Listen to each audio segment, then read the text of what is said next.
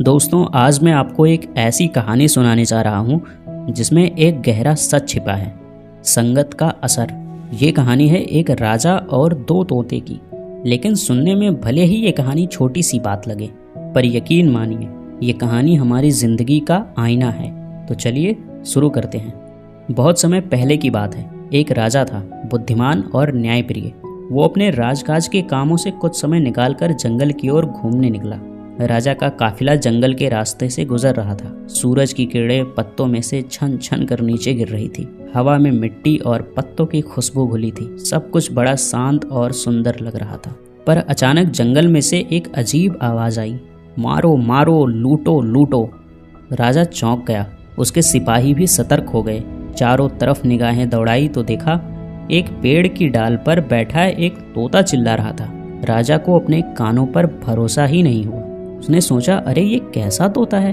पक्षी तो मीठी बोली के लिए जाने जाते हैं, ये गालियां क्यों दे रहा है और लूट पाट की बातें क्यों कर रहा है?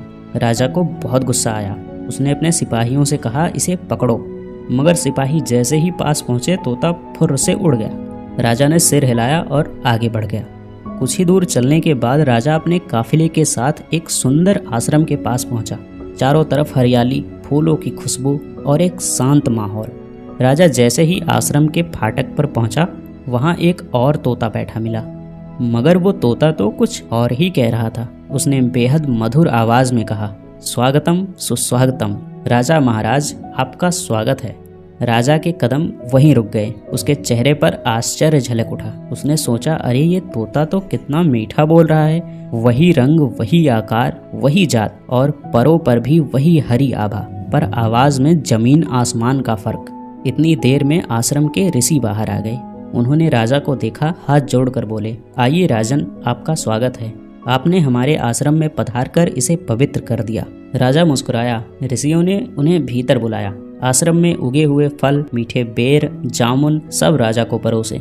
राजा बहुत खुश हुआ। उसने ऋषियों से कहा, ऋषिवर, एक बात पूछूं? अभी थोड़ी ही देर पहले एक तोता मिला था। वो गालियां दे रहा था, मारो मारो, लूटो लूटो कह रहा था। और यहाँ ये तोता इतना मीठा बोल रहा है। दोनों का रंग एक, आकार एक और शायद जात भी एक। फिर ऐसा कैसे हो सकता है? ऋषिवर मुस्कुरा दिए। उन्होंने राजा को पास बैठाया और कहा, राजन, बात बस इतनी सी है। वो दोनों तोते एक ही माँ के बच्चे हैं। दोनों का जन्म एक ही घोंसले में हुआ। दोनों के पंखों का रंग, आवाज सब एक जैसे हैं, मगर उनकी परवरिश अलग अलग जगह हुई। एक तोता डाकुओं के हाथ लग गया। रोज उनकी गालियां सुनता, उनकी बातें सुनता और वही सीख गया, मारो मारो, लूटो लूटो।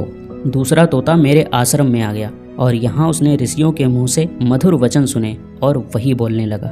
राजा, दोस्त तो इन तोतों का भी नहीं है, दोस्त तो संगत का है। जैसा वातावरण वैसी भाषा और वैसा ही व्यवहार।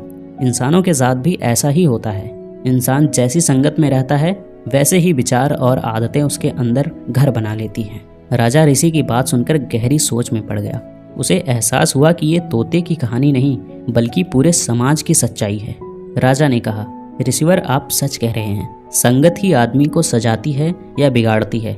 इंसान खुद तो निर्दोष जन्मता है, मगर उसके आसपास जो लोग होते हैं, जिनके बीच वह पलता बढ़ता है, वही उन्हें अच्छा या बुरा बना देते हैं।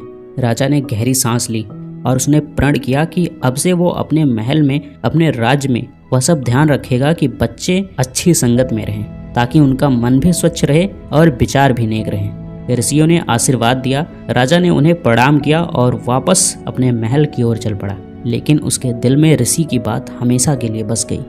दोस्तों, कहानी तो खत्म हो गई, मगर सोचने वाली बात यही है, हम सब अपने बच्चों, अपने दोस्तों, यहाँ तक कि खुद पर भी ध्यान दें कि किसके साथ उठते बैठते हैं, कौन सी बातें सुनते हैं और क्या आदतें सीख रहे हैं। अगर आपको ये कहानी पसंद आई हो तो लाइक कीजिए, शेयर कीजिए और हमारे चैनल को सब्सक्राइब करना मत भूलिए। फिर मिलेंगे एक और नई कहानी के साथ। तब तक के लिए जय हिंद।